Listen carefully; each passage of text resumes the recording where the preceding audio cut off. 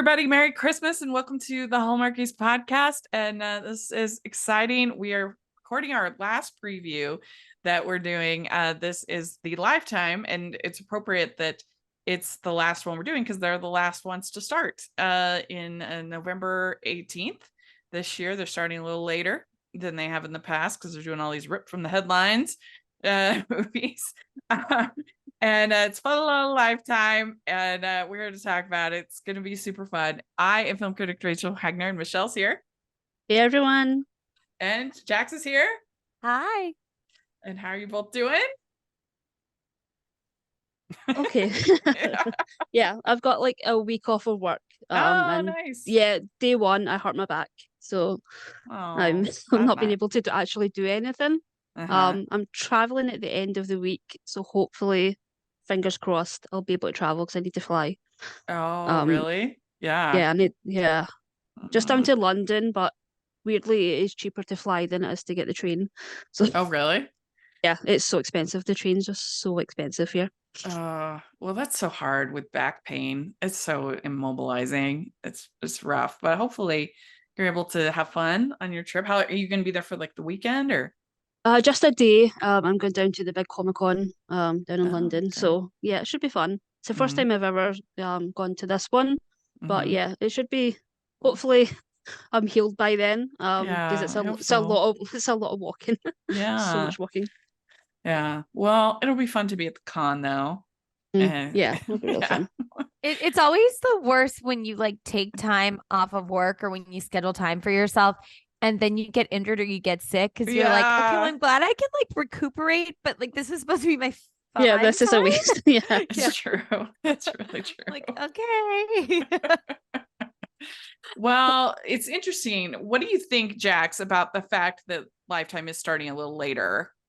They only have 12 movies this year. What do you think about that? You know, I do think this is fascinating because I'm thinking of when I actually worked for Hallmark and the whole thing like internally being like, who's going to start their movies first and who's going to have more movies. And it was like almost a month later than Hallmark. A full month later. Yeah. And you know, like less than a third of the movies.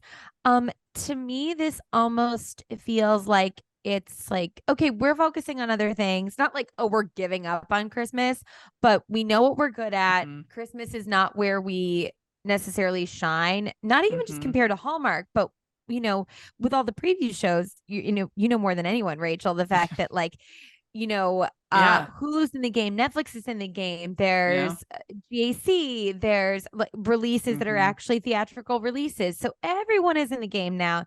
And I think Lifetime is just like, okay, pump the brakes. Like you said, they're doing a lot of it from the headlines. People are watching that. Let's do what we do well. And then just, you know. Yeah. And I mean, they had to have also been affected by the strikes because because a lot of people don't realize that Lifetime is owned by Disney. And so they don't have the same access to waivers that Hallmark is going to have. Which it's an interesting thing because in the world of media, Hallmark is actually considered small.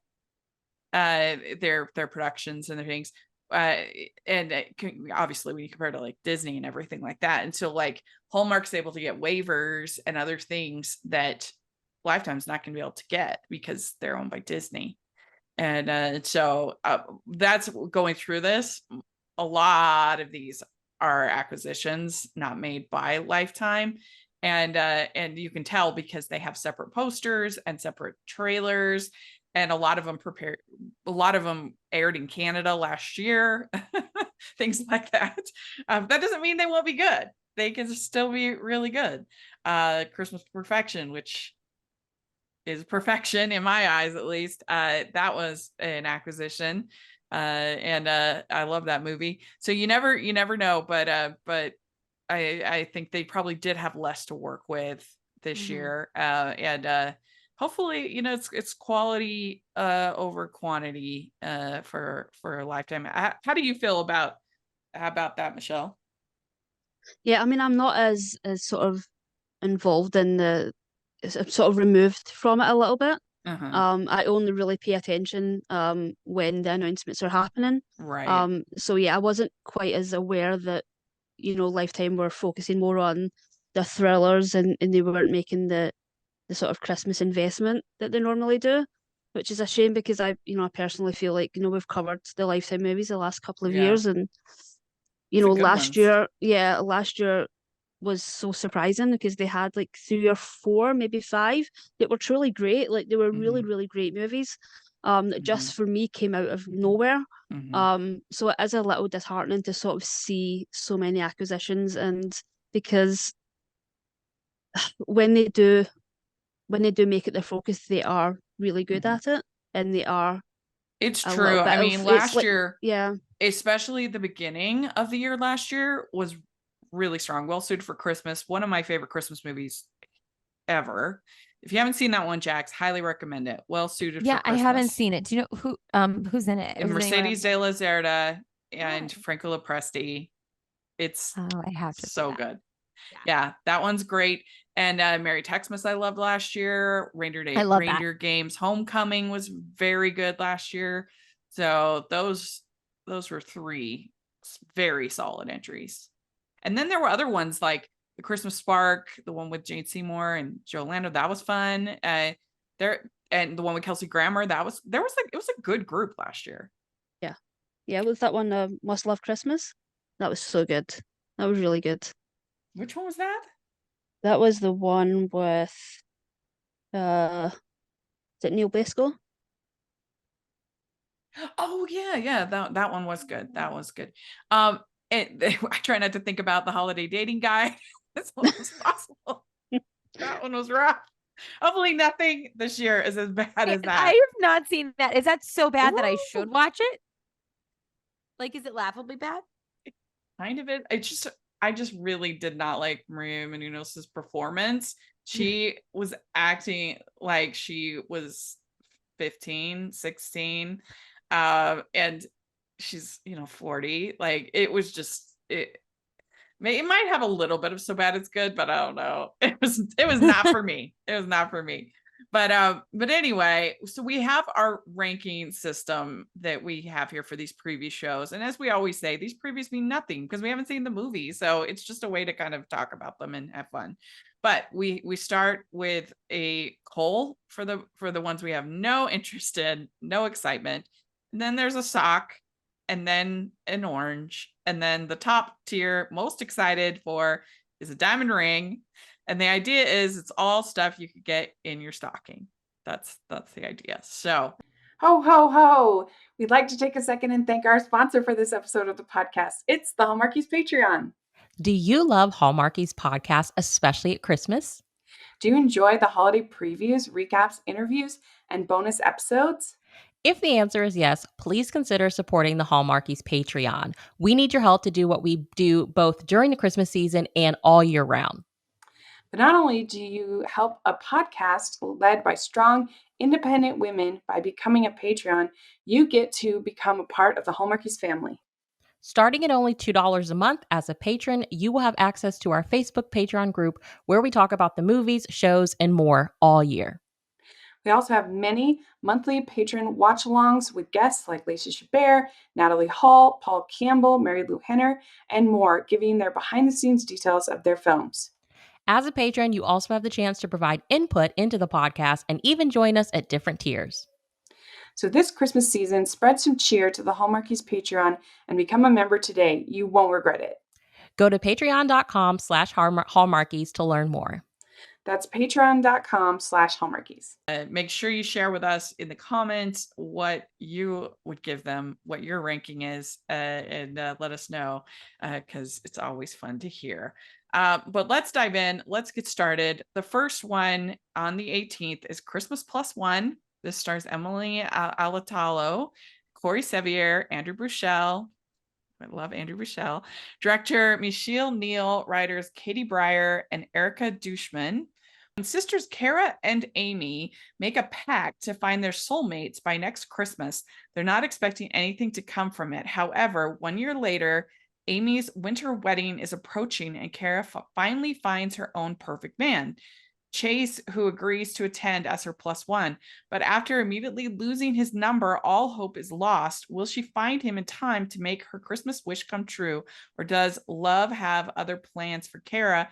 when magazine writer Michael signs on to help her in her quest. There is a trailer for this. And my only worry about this, I do really enjoy Corey. I think he's great. But I'm like super into Andrew Michelle right now. And so I feel like it's going to end up with her not picking him. And then I'm going to be like, oh, he's so charming. Rachel, after watching the trailer, I will echo those sentiments. I was like, they've got a lot of chemistry in the beginning of that trailer. And then I like Corey too. He's the hardest working man in this game. Like he's in a lot of movies. He's great. But yeah. These are new writers. And they're both, I think, actors who've been in and are fairly new writers. And so that's always fun. But what do you think, Michelle? Yeah, Corey's just so hit and miss for me. Yeah. I guess it is the fact that he just works so much. And yeah, I get Andrew Michelle, like, who's, no offense to Corey, but like after watching the trailer, I agree, it's gonna be a hard one if that's the way it goes. It feels like it. It feels like and I don't know. You watch it and you think, oh, they have such a cute, like, you want it to be sort of serendipity, right? Where they have this great meet cute at the beginning and then they lose each other and then they, find each other. But the fact there's this additional person, I'm like, no, you shouldn't have done that. You should have just had it be her with Andrew at the end.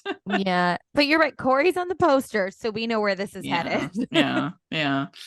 And he does have some really good ones. Obviously, Take Me Back for Christmas, this recent for Christmas in July, was outstanding. And then last year there was one that was pretty good for Lifetime with the Christmas on Mistletoe Lake. You remember that, Michelle?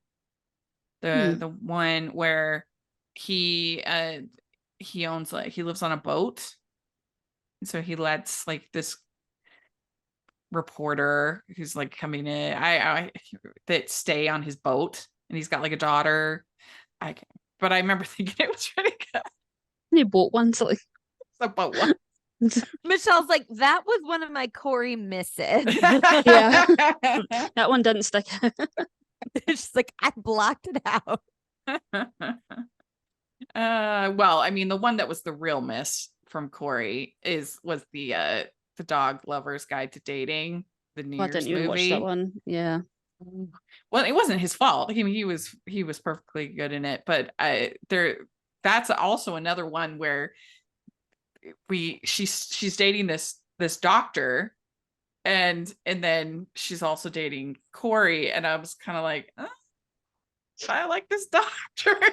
And sometimes it doesn't work when you have two options that you present, because like, oh, you have pretty good chemistry with the doctor, why are you putting it with and then the other really weird part about that movie is, for some bizarre reason, they made her, like, quirky, weird attribute the fact that she, like, has an eating disorder. Like, she didn't eat at all, and she would only eat these, like, protein bars. And at the beginning of the movie, they show her, like, cooking all this big meal, and she feeds it to her dog. And he's in. And then they go on this date, and she's like, I don't know if I can eat a sandwich. She's like, that's hard. I love that they're like, that's the one, that's the move. That like, that's your quirky thing, is that it's like, no, please, let's not do this. Like, I'm sorry you had to eat a sandwich. Wow, that's way out of your comfort zone. Nope.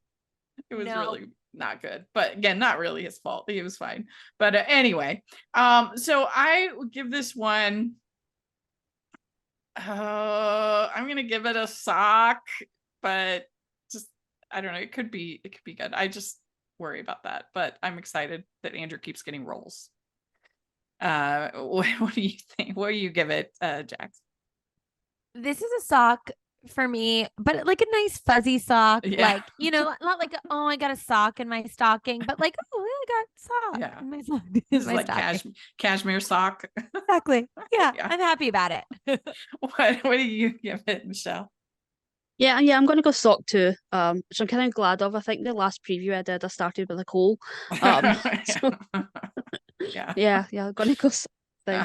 All right. So then we have Planes, Trains, and Christmas Trees.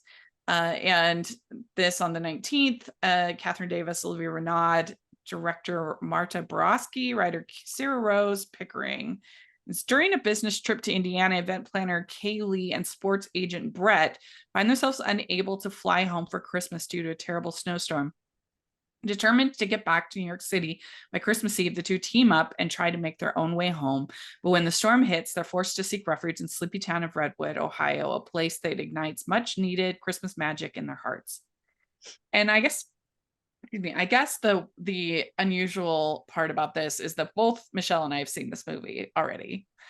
Oh, yes. So okay. yeah, so you will have the true preview ranking on it. Yeah.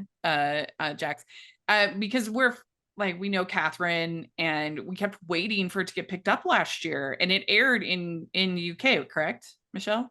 Yeah, Paramount Plus, yeah. Okay, yeah. So I got the link and watched it last year. And because I'm a big fan of both of this pairing. Christmas on Fifth Avenue is one of my all-time faves. And so I did go in it with pretty high expectations. And I do have to say that the trailer is not very accurate to the actual movie, and the title is not accurate at all. I mean, the road trip aspect of this movie is very minimal. They pretty much get to this small town and help them put on a celebration or party or whatever.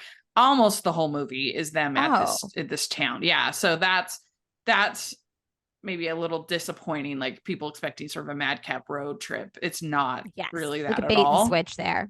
But it's like, okay, it's not a great movie, but I still don't understand why it wasn't picked up last year. Like Holiday Dating Guide. I mean, they picked that over this. I don't understand that at all. There were way worse movies on Lifetime than this. This is serviceable. The leads are charming. They have such good chemistry, but it is a little boring, I would say. But I don't know. What do you think, Michelle? How do you remember it? Watching it, like wanting it to be good because I know you were so excited for it. Yeah. And I knew that I was the one like that had to give the first initial like review and reaction to it. And I was like, and I feel like that skewed my opinion of it a little bit, just because I was like, Rachel wants to love this movie and I want to like not set you up for any kind of disappointment. But yeah, I think the sort of the title really does it a disservice. Because you do go into it sort of expecting this sort of madcap, travel movie, and it's really not that. The strength in this movie is really in the actors and their chemistry. You can tell that they have, that sort of worked before. That is the main sort of strength of the movie. For me, it's a little bit disappointing, and really disappointed that you didn't love it as much as you wanted to. Because if I hadn't seen it and I would probably give it a diamond ring. I mean, given the summary, and the other thing is it does have an emotional cheating. She's engaged, and which also kind of isn't my favorite. But I do love the two of them, and like I said, it was definitely better than a lot of what got picked up. So I don't really understand why it wasn't picked up last year. Who knows? But I can't really give it a score because I've already seen it. I think I gave it maybe 3 crowns last year. I don't know. I can't remember, but Jax, given all of that, you're the only one that can really rank it. So not prior to you guys saying how you felt about it, to me, it was going to be an orange because I love a road trip movie. It's one of those, everyone has their things that they like and don't like. Some people don't like the save the fill in the blank or enemies to lovers, like all these, setups and tropes and all that. I love a road trip movie. Yeah. Less enthused now, knowing what I know. But as you said, like, I think these leads look like they can have great chemistry. So I'm still optimistic about it. I would give it a sock now that I know that it's not mostly a road trip. Yeah. Well, I could watch them doing anything and get some enjoyment out of it. They are just great in my opinion. But yeah, I think that's fair. All right, next we have Christmas at the Chalet. This is on the 25th. It stars Terry Hatcher and William DeVree, director Lucy Guest, and writer Julia Cranny. An ex-TV host and socialite, Lex, finds herself faced with the possibility of spending Christmas sharing a luxury chalet with her son, ex-husband, and his new girlfriend. She volunteers to work in the chalet to avoid things getting too close to home, while documenting her every move for a new wave of followers who are loving this new chapter of her life. That is a long sentence. But, like, a lot there. But Jax, what do you think about this? So this seems fun to me. I like Lucy Guest as an actress, and I think she's directing this one, right? Yeah, she's directed quite a few. Yeah. And I also like that Lifetime is using more female directors and writers. I have loved Terry Hatcher since Superman. I think even just look, this plot doesn't seem super intriguing to me. But I really, really, really like Terry Hatcher. So for me, this is going to be an orange just because I love to watch her. Yeah, I mean, it's weird because if she's gonna be in the end getting back together with the ex-husband, like his new girlfriend's there, that's a little weird.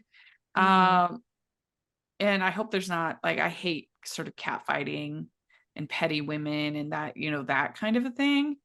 I don't know. What do you think, Michelle? I mean, I think this is hopefully going to be a Christmas spark of this sort of slate. And it's a little bit more of a mature romance. I mean, we were talking about it last night, and that Hallmark sort of really needs to get some younger actors, because the storylines don't quite match the ages that actors are representing. Lifetime is a little bit better at, making these sort of mature storylines. But yeah, I agree. Terry Hatcher is just one of those actresses, like, again, from Superman and Lois. Like, I will just a little bit more like Jane Seymour with Dr. Quinn. It's just that nostalgia that she brings. No matter what she does, it always sort of goes back to that. So, and she's so good in these movies as well, like these TV movies. She gets it. I mean, there are those actors that get it. Yeah, she has had a very good track record. Kiss Before Christmas, outstanding in my opinion, at least. I really liked her 50 movie. I forget what it was called. That was good last year. And I feel like there's another one. My mind which went blank. But yeah, I mean, she's had pretty good ones so far with her TV movies. So that's encouraging. I just wish he wasn't. I would be so much better if he was just there, not with his girlfriend. I don't like that part of it. I'm gonna give it a sock, but it's a hopeful sock. What everybody wants for Christmas, a hopeful sock. Yeah. I don't know. What do you give it, Jax? I'm gonna give it an orange just because I really like Terry, and I think that I'm excited about it. Yeah, I'm excited and hopeful. A little more hopeful than a hopeful sock. Okay. What about you, Michelle?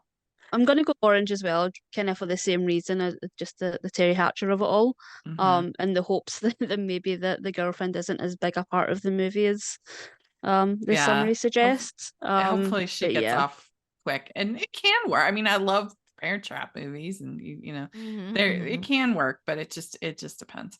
Okay. So then we have Laughing All the Way, and this on the 26th, Penise Zadie and Jake Epstein, sorry if I pronounced the name wrong, when ghostwriter and aspiring comedian Aubrey Wilson is placed in charge of the Christmas variety show, she worries she might not have what it takes to pull off this make or break moment in her career. With Christmas just weeks away, Aubrey is in pursuit of the perfect headliner for the event. That is, until famous Hollywood comedian Mike Baxter returns to the comedy club that launched his career. There, Mike rediscovers his stand-up roots, and Aubrey shows the world her inner funny girl. And as their journeys collide, they fall hopelessly and hilariously in love, laughing all the way. I think that was an excellent summary. Well done. I think it sounds cute. I think this one sounds fun. And I like Jake. He can be very charming in these movies. I'm going to be optimistic on this one. It'll depend a lot on the writing, especially if the jokes are actually funny. It's risky playing a comedian. And we don't know the writer or director on this one. But I'm going to be optimistic, and I'm going to give this one diamond ring. I hope it'll be good. What do you think, Jax? Yeah, this for me is also a diamond ring. I've done a little bit of stand-up. I am not great at it. But I've dated a few comedians. I have friends that are comedians. I actually haven't seen this explored in a Christmas movie in this way. I always love the movies that are very meta with like the theater or things like that. So this idea of the variety show and the comedy, yes. But like you said, Rachel, like there's this thing when you're even when you are a comedian in the world, but if you're playing one, this idea of like everything being a joke, we saw the Che of it all in And Just Like That. That is and a if good it's like point. that, no, it was so bad. It was so bad. Like whoever was writing the jokes for Che, like didn't, do them any service because it's like Che was funnier when they were just like existing in And Just Like That. The stand-up stuff was horrible. So I'm really, really hoping that they got some real comedians input on here, that the writer is super funny. Yeah. So yeah, it's a diamond ring that I think could easily be a lump of coal after I see it. Yeah, maybe it like cubic zirconium here. Yes. Like, I don't know. But Michelle, what do you think? I'm nervous about this one. Like there's two things that can get me to watch a movie: cast someone from Degrassi or One Tree Hill. And yeah, when Jake came into the sort of the TV movie landscape, I was so happy. But yeah, this just makes me so nervous. I really wish we'd seen a trailer. Yeah, I wish I had a trailer for this. The jokes of all the stand-up set, like it's just going to be hit or miss, like or it's just not even worse. It's not going to be funny. Like I stopped watching the Sex and the City spin-off just because I couldn't, like it was making my skin crawl. Like the whole Miranda storyline, it felt like it went against everything that I loved about that character because she was my favorite. It was bad. Even when sort of the sort of stand-up movies that I've seen, that sort of explore that world, when it gets into that uncomfortable humor, I can't do it. I can't do it. It's just one of those things. It's like one of the reasons why I haven't watched The Office. Like it just makes me uncomfortable. And I don't think this movie is going to be anything like that. This is, your Christmas movie. But yeah, I really just hope. Really just says they got somebody from that world's input. Because that I feel like is going to make or break it. So I will join you and give it a diamond ring, but again, it could easily be cool. Yeah, if they had like Jen Kirkman or somebody like that on it, then I would be like for sure confident in it. She would be great. No, yeah. But yeah, like we already saw this year with Made for Each Other, which in my opinion was absolutely terrible, where that was Hallmark, but with a comedian, present, and it's tough. It's really tough to pull off. But well, hopefully it'll be fun. I do think this one is a Lifetime one. There was no like trailer, or it didn't look like an acquisition. So that's like exactly what Michelle said. I think if we had a trailer, we would have such an accurate feel of what it's going to be like, but we're going into it just off of what you said, Rachel, too, like a very well-written synopsis. But I literally think show us a minute of the movie and we would actually know if it was going to be good or bad. Yeah. But we don't. We'd like to take a second and thank our sponsor for this episode of the podcast. It's Esther Hatch and her new book, One Small Secret. Step into the whimsical world of One Small Secret, where a dash of laughter and a sprinkle of Christmas cheer makes for the perfect festive read. Reuben Palmer is not only a Hotel Empire icon, he is also on every woman's Christmas list. But Cadence knows better than to fall for him. However, when a very adorable package ends up on her bed, Reuben is suddenly on her doorstep, wanting to be part of her life. Inspired by the classic movies Bachelor Mother and Bundle of Joy, this workplace rom-com is the perfect book to curl up and read with a cup of hot cocoa and your favorite blanket. So you can pick up One Small Secret anywhere you purchase novels or using our affiliate link down below.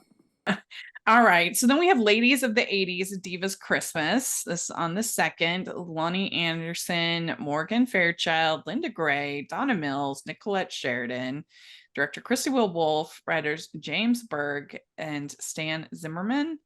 In the Ladies of the 80s, Divas Christmas, 5 glamorous 80s soap opera stars reunite to share the spotlight to shoot the final Christmas episode of their long-running soap opera.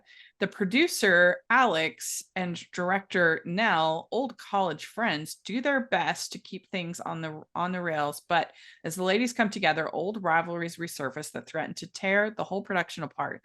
With the show nearly canceled before it begins due to the ladies' famous diva behavior, they reluctantly agree to set aside their differences and past secrets to act as if they still love each other. Act, quote unquote, as if they still love each other. When old sparks reunite between Alex and Nell, the ladies become eager to play Cupid and conspire to bring the couple together. Along the way, the divas also discover that love between them all is still very strong too. And the thing, I guess, that makes me a little nervous about this, on the surface, how could you not be excited? Unbelievable. I mean, these ladies are incredible. But the thing that makes me a little, first of all, that soap opera movie that Hallmark made was one of my least favorites. It was, I almost included in my worst of Hallmark non-Christmas. It was so boring and it was so not funny. And I just really disliked it. I forget what it was called, but it was bad. And the problem can be is that I want it to be soap dish. I want it to be over the top. But like, these women are incredible actors and they're great at what they're doing. But sometimes people have a hard time kind of making fun of and poking fun at what they do, which they're proud of what they do and they should be. But the problem with that soap opera one for Hallmark was that it took it completely straight. It was not funny at all. It was like, it was just basically, I would have had, like, in the old Siskel, Gene Siskel quote is, I would rather watch a movie of these people having lunch. I would have rather watched a movie of these people having lunch. It was so boring. And that's my worry about this. I worry that I would rather watch a movie of these ladies having lunch than what they're going to take it too seriously. That's not going to be like the camp that I want, that there's promises. That's my worry. But I'm still going to give it an orange just on the cast alone and hope that they bring it as far as the comedy and the willing to kind of poke fun at themselves and their images. And I just, that's what I hope. But I don't know, what do you think, Jax? When you were talking about like the willingness to kind of like go for it and poke fun, I was thinking of James Marsden in Jury Duty. He did such a great job in that, of being able to like play this version of himself that was making fun of himself, and he killed it. I totally hear what you're saying, Rachel, because like I think that is a obviously very valid fear about this, and I think that could happen. I'm still really optimistic about it because like this cast, like, yes, for this cast, I want more women to be working, older women. I hope to have a long career. Like, I'm like, yes, please, more of this. I like Christy Will Wolfe. I think she's great. So I am excited. I'm also going to go with an orange. It'll be interesting to see how it all shakes out, though, because you're right. You do run the risk of something like this, just playing it really straight. And I want the camp too. No. What do you think, Michelle? Yeah, I mean, I think my initial thing was I just hope it's really camp and really fun. I think it has the potential to be one of the funnest movies on the slate if it is that. Um, but yeah, like you were saying, it has the potential to just take itself too seriously. Um, and there is an audience for it. I think it's a really smart thing that they're doing. You know, they have stuff like Grace and Frankie. You know, it's really popular because you don't really see actors of their age on screen as much, which is abysmal. Like it's absolutely terrible that Mhm. we've kind of gotten to this point. But Right. even when you were talking about, I'd rather just sit down and you know see them have lunch together. You know, there's a movie a few years back called God, what was it? Nothing But a Dame, and it was Judi Dench and Maggie Smith, Oh, and yeah. Yes. they were literally just sitting down having a conversation. It was one of the most entertaining things that I saw in a long time. And so yeah, it does have that potential. Um, I just don't know how it's going to go. Again, I just wish just lean into the camp. That's all I can Yeah. really say. My hope is Yeah. that they lean into the camp and they know what they've got. Because why else would they cast these women if they Mhm. didn't really, Mhm. if they hadn't, you know? Yeah, and I feel like especially these divas, have been funny. Like they Yeah. have because that was the problem with the little daytime drama, is that was the name of that movie, is that Ryan Pavey is not who you go to for like laughs. You know, I think like these women have been funny and they know how to be funny. So that kind of gives me, like, Lonnie can be hilarious. Nicolette Sheridan has been really funny in things in the past. Donna Mills can be really funny. So that does kind of make me more confident that they'll know kind of, Yeah. yeah, that they'll know the job. So what you give it, Michelle? I'll go orange. Yeah, Yeah, I'll go orange. I really hope it's a diamond ring. I know, me too. All right. So then we have Mistletoe Match. So on the 3rd, Elena Jatko and Ryan Bruce, director Graham Campbell, writer Jessica L. Randall. With the holiday season in full swing, Olivia goes undercover to provide her readers with an in-depth and cynical look at the hugely successful annual Secret Santa for Singles event. There, she meets single dad and handsome widower Thomas, who is just as skeptical about the program as she is. Sparks soon fly, but with a once-in-a-lifetime promotion on the line, will she risk losing it all for the romance she never saw coming? I don't know. What do you think, Jax, about this? This sounds to me, it's not reinventing the wheel. It's very standard fare, but I do like this sort of single Santa vibe. I like the journalist thing happening. For this one, for me, it's a I'll steal your hopeful sock. It's a hopeful sock. I'm not like, oh, I need to see Yeah. this one. This is gonna be the movie of the year. But then also, here's the thing. I feel like with the comedy movie or the our divas movie, that has potential to be, an amazing diamond ring or an absolute coal. I think this one is more for me, it's just safer. So it would be like a hopeful sock or an orange. I don't think it's going to be my favorite, and I definitely don't think it's going to be bottom of the barrel either. I was really with this description, this summary, until that last line of the promotion on the line. They don't even need that. Like, what job is going to be like, oh, I'm sorry, you didn't, you met somebody and you fell in love, you're fired. Like, that's just stupid. I also don't like the working woman trope. And can she give up her career to it? I don't like that whole thing. the It once gives me in a the lifetime promotion that she's gonna lose because she happens to fall in love with one of the guys at the single event that she's covering. That's stupid. So I am gonna give it a sock, but and I don't know anybody involved in this. I don't know any of the talent. So the idea of the sort of the single event and the hot widower, I mean, that I was, like I said, I was with it until that last line. I'm like, ugh.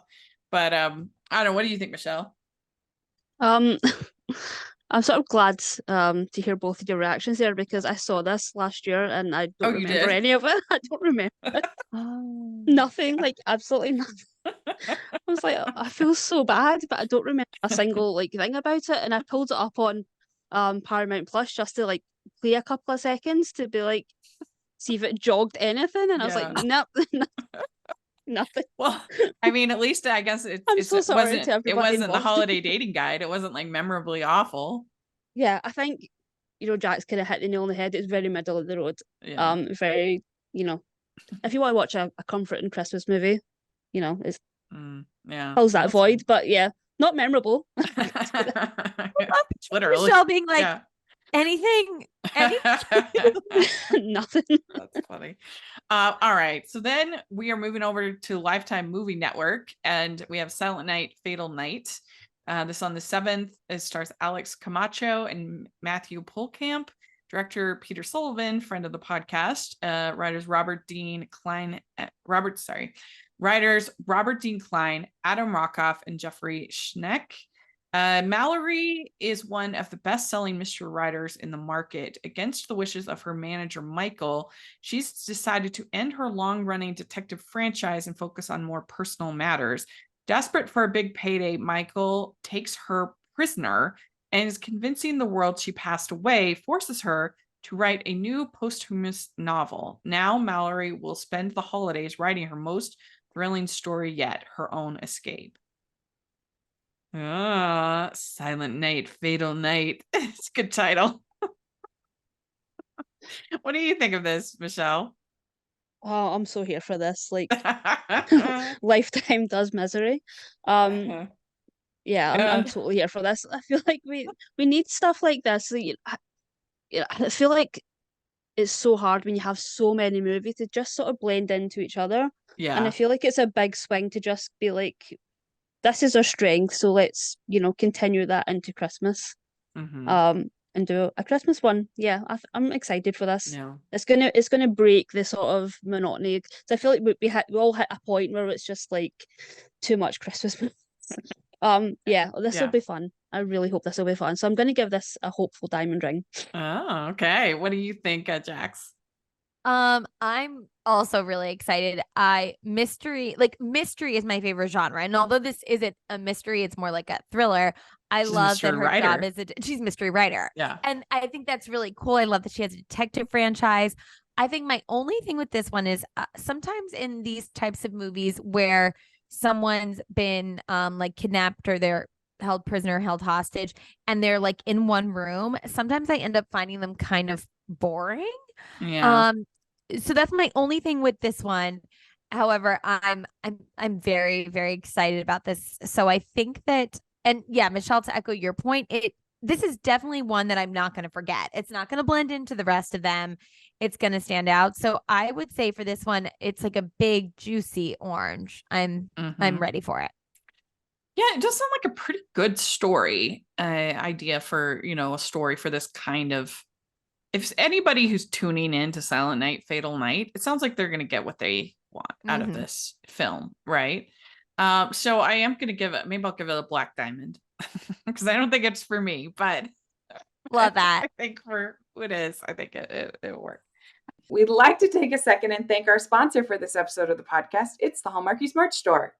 Are you looking for that perfect gift for the postable, Hardy, or Hallmarky in your life? What about getting that t-shirt or hoodie that will help you stand out at your next holiday party? Now is the time to check out the Hallmarkies merch store. Full of festive designs by artists like Jessica Miller, Carrie from Hallmark Comics, and more. You can even have more than just shirts, but totes, cell phone cases, notebooks, mugs, and more. And it isn't just Hallmark. We have designs for Anna Green Gables, Man from Snowy River, The Nanny, and more. Every purchase at the merch store goes to help support the podcast and allows us to make the great content you know and love. There are frequent sales, so go to tpublic.com/stores/Hallmarkies or see the link in the description. That's tpublic.com/stores/Hallmarkies. Okay, so then we have A Cowboy Christmas Romance. This on the 9th. This stars Jana Kramer, Adam Sen, and Max Eric, and director Jake Helgren, who is our guest for the October watch along this last month. So if you wanted to hear from directors like Jake, you can join the Patreon and get part of the watch along. So Anyway, he's great. We love him. And writer Sarah Drew. So this is really interesting. And it makes me think that she must just not have been able to do it. That she was originally, I mean, I would imagine that she wrote it for herself and then, you know, she's not in it. It's just kind of interesting. So, but 1 week before Christmas, a huge business deal sends real estate closer Lexi back to a place she swore she'd never return, to her hometown of Tubuc, Arizona. Back on the range, Lexi must convince Kobe, a horse whispering rancher, to part ways with his family's land while navigating her relationship with the father and brothers she left behind, leading her to reconsider the life she gave up 10 years ago. So what do you think of this, Jax? I am excited to see what Sarah Drew came up with. I like Jenna Kramer. I'm not very into the whole like cowboy ranch thing. It's just like not my thing.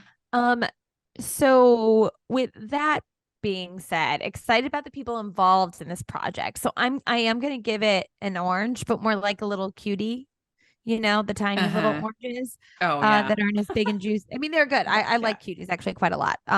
But I would say that for this one, that's where I'm sitting with this. It's not a premise that I love, but everyone involved I really like. So I'm hopeful. Wow, what do you think, Michelle? Rachel, we just can't escape horse whisperers. Like, no matter what we always comes back to horse whisperings. I'm excited. And I feel like just with everybody involved, like how can it possibly be anything other than great?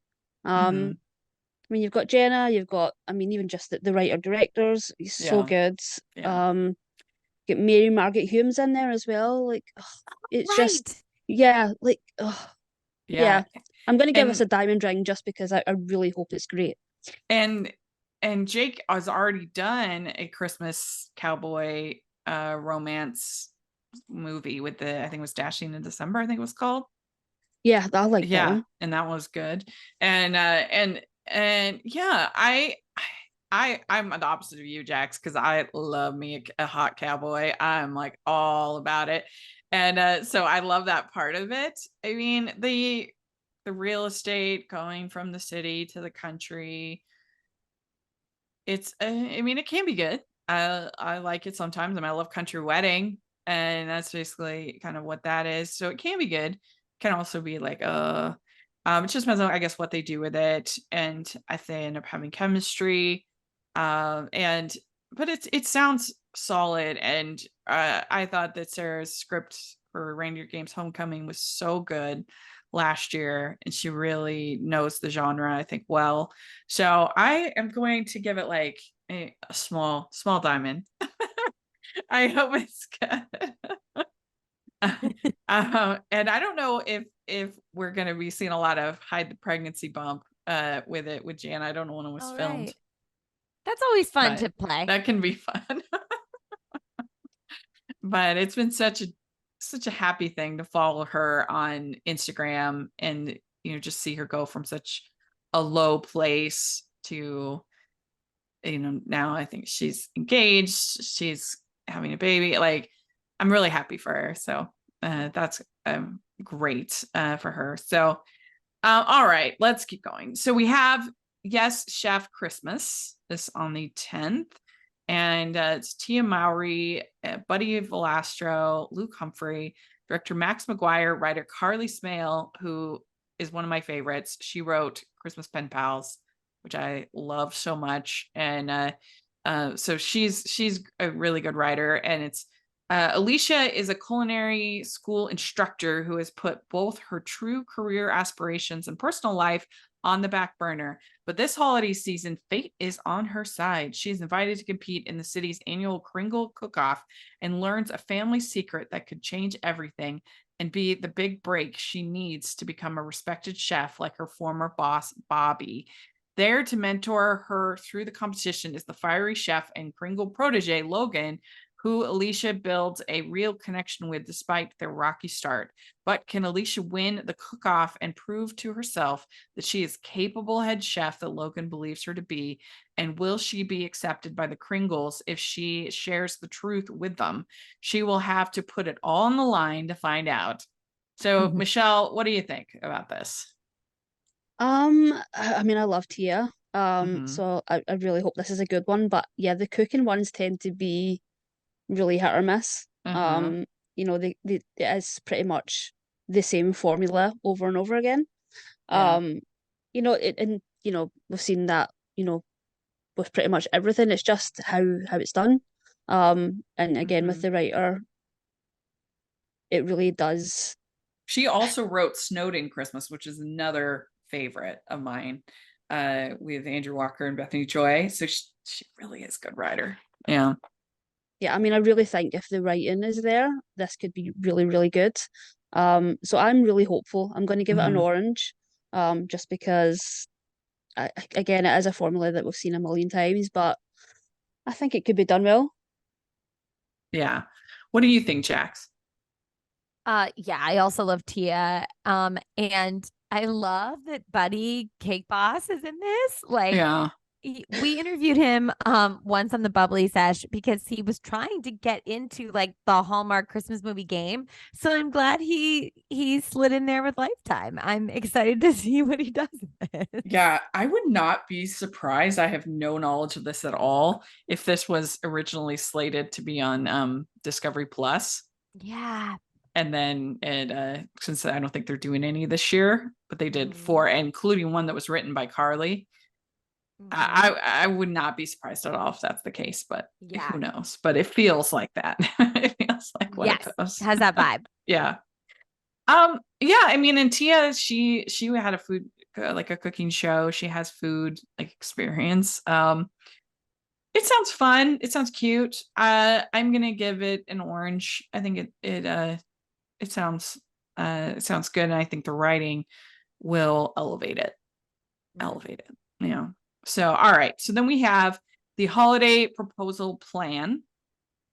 And this on 16th, Tatiana Lee, Jessica Covey, director and writer Jake Helgren, our friend, travel columnist Sunny and her ex-boyfriend Kip are forced to team up to help their best friends Bree and Jared get engaged. To set the backdrop, the four return to Sunny's parents' snowy chalet and set up 12 holiday traditions that are celebrated around the world to nudge Jared to ask Bree to be his wife. But it seems that the proposal plan doesn't just reignite the love between the engaged couple. Will Sunny and Kip rekindle what they once had? So I think this sounds really cute. I am a fan. I don't know. It sounds like I like the idea of the 12 holiday traditions. It does sound like a little bit of a COVID-y movie in the sense of like, right after COVID, there were all these movies like made in one room, one house. It sounds like that a little bit, but I think it sounds cute. I'm excited, so I'm gonna give it a small diamond. Yeah, it's a proposal movie, right? It's a diamond ring. How appropriate. What do you think, Jax? So here's the thing, like, even though I don't like the sort of one room situation when it's like a hostage situation, I love it when it's like a locked room mystery or something like this. And I think that this sounds really fun to me. I love Tatiana Ali. I think that the way these 12 traditions are set up, I love games, and it sounds like it's a way to gamify it. Yeah. So I'm quite excited about this one. I would also give it a diamond ring. What do you think, Michelle? Yeah, I agree. I'm going to go diamond ring as well. Just the 12 traditions just really intrigues me. I feel like it's so hard to invent new things and do new things with traditions. And I think when it's done well, I think it's a way to sort of win your audience, especially an audience that watches all of them. So yeah, I think just on the strength of the writing, and I love Tatiana as well. So just on the strength of the writing and the idea of these 12 traditions, I'm going to go diamond ring. Yeah. Okay, then we have A Christmas Intern. This stars Jackie Harry, Sierra Carter, Vivica A. Fox, director David DeCoteau. With the holidays approaching, Cecilia discovers that retirement isn't all it's cracked up to be. So she decides to make a surprise visit to her daughter Alexis, who created and runs Cyber Santa, an online gift-giving business. Seizing an opportunity to spend Christmas with her daughter and get back into the game, Cecilia becomes an intern at the startup company, and the two learn the importance of family during the most wonderful time of the year while also finding love. What do you think, Michelle, about this? I'm a little bit nervous about these sort of cyber Santa like online things that they do. I mean, I guess we had Merry Xmas last year that was so good. Yeah. And that was essentially about an app. Yeah, that's true. So you can never tell. But yeah, I'm a little bit nervous. Like the mistletoe match one, that was very much like a sort of tech thing as well. So yeah. Well, and I mean, I should be over the moon when you have Jackie and Vivica in a movie together. That should be, but my fear is that both of those women can be super funny, but they're rarely used to be funny in these movies. And I just worry this. It sounds a little boring to me. Yeah, the plot. Yeah, that's my snooze. That's my worry. I'm going to go sock. A hopeful sock. But yeah, I just hope it's not that it doesn't just sort of fade in with all of these other sort of tech ones that we see every year. It sort of feels a little bit like that, unfortunately. Yeah. I mean, like, it's close to a Coles I think we've gotten so far, but that cast I can't coldly coal it. But what do you think of Jax? I'm actually like really excited about this. Okay. I obviously with the cast, like I could watch Jackie do anything. To your point though, Rachel, like the fact that they don't utilize these women for how funny they can be, like that's like honestly kind of heartbreaking. It's like, come on, let them do what they can do best. And also, Michelle, I totally get the whole like tech aspect is being like, oh, that's not really my thing either. But what I do love is startup culture. Like, I think having like a scrappy, like we're doing this thing, like I like that sort of business aspect to it. I also like that it's not your typical like, boy meets girl, meet cute, fall in love, that kind of thing, that there's the importance of family and female relationships and things like that. So that's true. I'm actually really excited about it. I'm gonna give it a diamond ring. Oh, okay, good. All right, so then we have Merry Magic Christmas on the 17th. Patricia Isaac, Andrew Dunbar, director Aubrey Amison, writer Brian Rubery, it was so cool. So he was on the podcast last year, and he what was it called? A Single Ready to Jingle, or I think was what it was called, his movie. Anyway, and he said that he had listened to every single writer interview that we'd ever done, and it had inspired him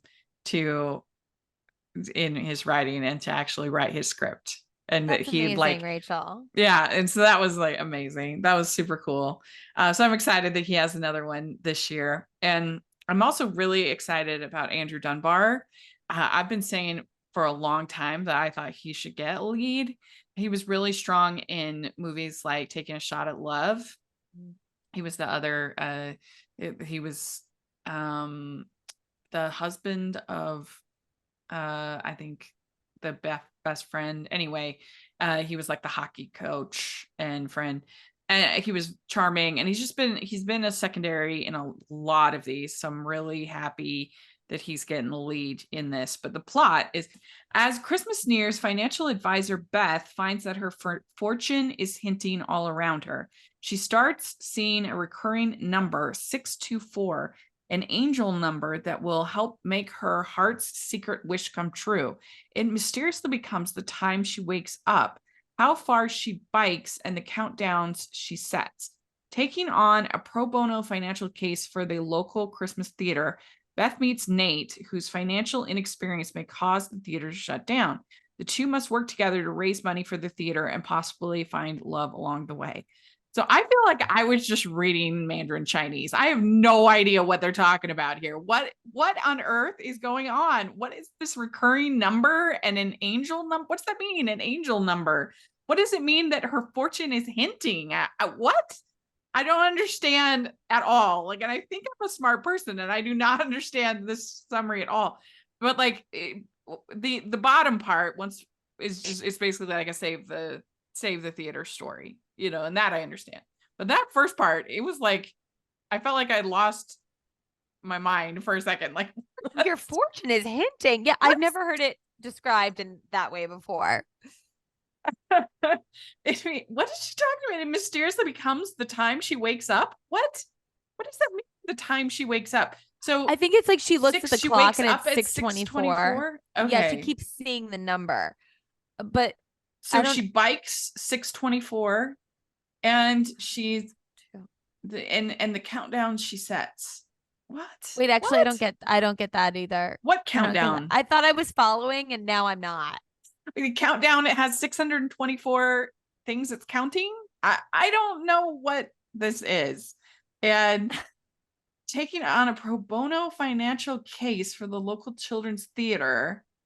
I mean, so I'm just going to pretend that the first part of that paragraph doesn't exist because it doesn't make any sense to me. The second part is perfectly serviceable and sounds fine. Like, and I am excited for Andrew. Maybe I'll have to ask Brian because he's a good writer, and it could just be the summary that's confusing. I'm gonna give it a sock, but I don't know. It's an interesting summary, but I am excited about the talent involved. What do you think, Jax? Love a theater story. Love a save the theater. It's my favorite save the fill in the blank. A theater. Yeah. Whether it's like a community theater or a movie theater, right? Yeah. No, I agree because it feels like real too, because it's just such a struggling time for the whole part. Exactly. So I'm gonna, and even though like I agree, I don't really understand what is happening with the angel number and the fortune, and I'm kind of like, that's weird. I'm in for it. Give me my crystals. Like, okay, so I'm gonna give it an orange. How does your fortune hint all around her? What does that? What? I think someone who isn't really into fortunes wrote that. Fortune is hinting all around her. What do you think, Michelle? I mean, I was excited when you said that he'd listened to all of the interviews and kind of knows what we want, and then you read the preview, and I was like, does he? Does he know what we want? Yeah, it's sort of like, yes, spooky season and Christmas all rolled onto one. Yeah. Yeah, I mean, it does sound like it is just a save the blank, but yeah, half of it reminds seems me to of be like that. It reminds me of that Jim Carrey horror movie where he keeps seeing 23 like all over. Yes, yeah. So 23, it's so scary. 23, yeah. I'm scared of your number. Yeah. Yeah, I'm gonna go sock just because I don't know what we're in for. Yeah, and it could be something as simple as it's like their version of like a god wink. Like it could be it could be something very much like that, but yeah, just spoken in a way that makes no sense. I think it's just a bad summary. I think that's what it'll end up being. Let's just hope. All right, last one. Mom's Christmas Boyfriend on the 23rd. Jeannie Gosen and Zach Smadu, director Graham Campbell, writer Victoria Rose. Precocious 10-year-old Lily enters a writing contest about her Christmas wish. She wishes that her single mom, Emma, finds love and a father for Lily, whom Emma adopted as an infant in China. After winning the contest, will Lily's wish come true? I think it sounds cute enough. Why not? Yeah. I'm gonna give it an orange. I think it sounds basic but cute. What do you think, Jax? Well, the title itself brings back some flashbacks for me of my mom's boyfriend. Like, I think this was like, she's not still with him, like 5 years ago, dressing up as Santa, and he got her a matching outfit. And me and my brother and sister and I all had to go out to eat with him on Christmas Eve.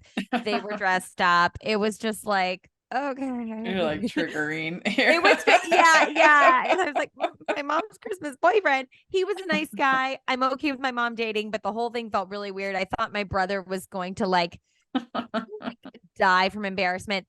So aside from that, I think it sounds cute too. I really love movies with gifted child actors. Like I just get so excited about that. I love watching kids act. I think they're so imaginative, and their natural talent shines through. So I'm gonna go ahead and give this one an orange. I think it sounds really cute, and I'm intrigued to see how it all shakes out. What do you think, Michelle? Yeah, I mean, I'm a little like nervous in that I think a lot of it, like Jack says, rests on the strength of this little girl.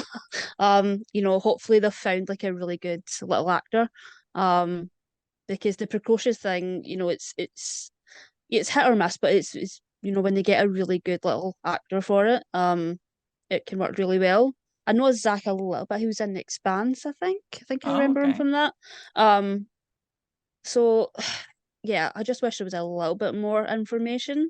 Because it just seems very basic. Yeah. So yeah, with the information that we have, I'll go with sock. Just because it's just a little bit there. Yeah. Well, there we go. We did it. And we gave I didn't give a single Cole, which is pretty good. Yeah. Pretty good. So I can't remember if you all gave Coles or not. I don't think, I don't think I gave a Cole. Did you give a Cole, Michelle? I don't think you did. Didn't know. No. Oh, maybe I did. Yeah. Pretty good. So let us know what you think in the comments and what you would give these different movies. We'd love to hear your thoughts. And I hope you all have enjoyed all of the previews. They're a lot of work, but they're a lot of fun to do. And thank you to both of you. And Jax, where can people find you? At Jacqueline Collier on Instagram. Great. And Michelle? At Michelle R. Benson on Twitter. Great. And you can find me at Rachel's Reviews, all over social media, iTunes, YouTube, and on Rotten Tomatoes. Check that out. Also, make sure that you're following the podcast all over social media at Hallmarkies Pod and Hallmarkies Podcast. And if you are listening on iTunes, please leave your ratings and reviews 5 stars. That really helps us a lot. And if you're watching on YouTube, please give the video a thumbs up and subscribe to the channel. That really helps the algorithm a lot. And most of our viewers on YouTube aren't subscribers. So if you're in that camp, please subscribe. Please. And then we have the Patreon group, which is so much fun. You get a chance to talk to directors like Jake Helgren and other really talented people, stars. We've had Mary Lou Henner on. We've had Paul Campbell. We've had just incredible stars, James Denton. And so it is worth your while to become a member of the Patreon. So please take a look at that. And then we also have the merch store. We have some new Christmas designs. So take a look at that. And thanks so much, everybody. We'll talk to y'all later. Bye. Bye. Merry Christmas.